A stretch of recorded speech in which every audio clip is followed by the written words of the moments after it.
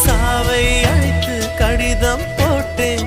காதலிக்கும் முன்பு ஒரு சாவை புதுக்க சக்தி கேட்கிறேன் காதல் வந்த பின்பு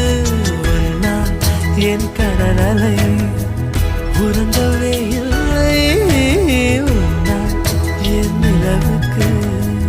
உடல் நலமில்லை கடல் துயில் கொள்வதும் நிலா குணம் கொள்வதும்